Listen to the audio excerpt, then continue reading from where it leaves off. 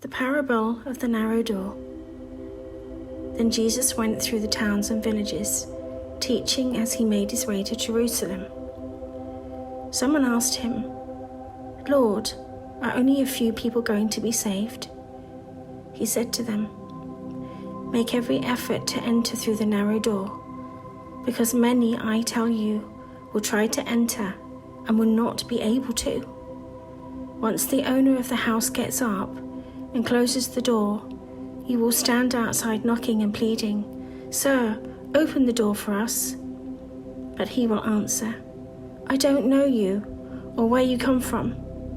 Then you will say, 'We ate and drank with you, and you taught in our streets.'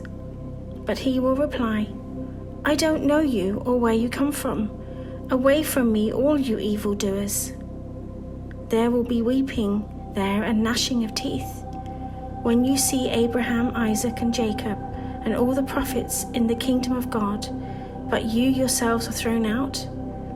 People will come from the east and the west and the north and the south, and take their places at the feast of the kingdom of God. Indeed, there are those who are last who will be first, and the first who will be last." Luke 13:22-28.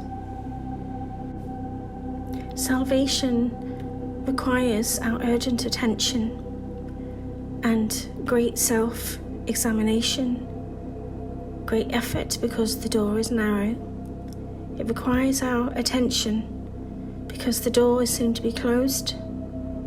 It requires self-examination because once the door is closed, it is closed eternally and it cannot be opened.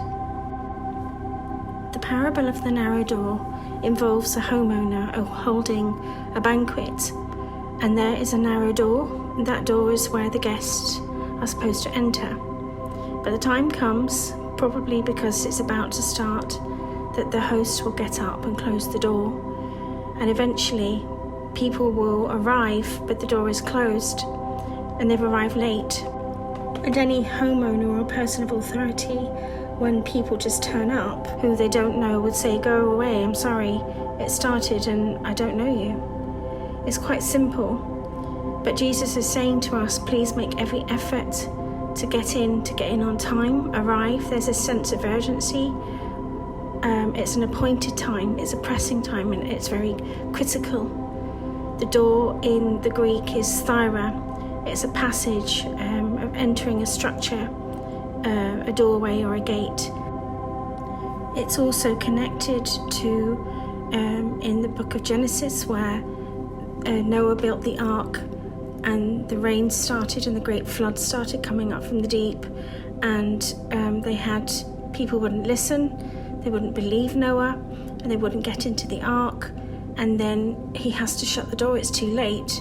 And if he opens the door, of course, all the water would have come in and the animals would have perished and his family.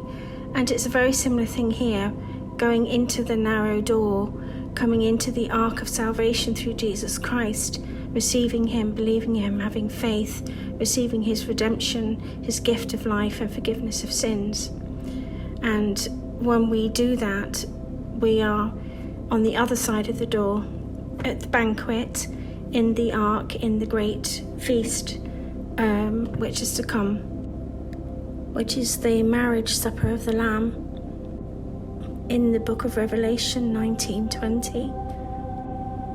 And finally, Jesus is saying that I've offered you this place, you're invited, you're welcome, I receive you with open arms, but you've got to come on time. I can't hold this back much longer. That's what's coming on the earth. He can't hold back or keep the door open eternally while everything is just falling apart, and there needs to be an end point which has been warned of endlessly through the ages, and now we're getting to the end point where the door will close, and Jesus is inviting you to come in, receive the redemption, receive his free gift of life, come through the door, but be on time. It's urgent. You have to get there to be in the ark, in the salvation.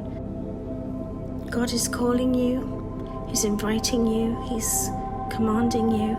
He's doing everything possible to draw you through his gift of life, to draw you, his sons and daughters, and back unto himself, into salvation. And he wants to rekindle, he wants to know you and to receive you, but you have to receive Jesus Christ. He is the only way to the Father. He's the only way.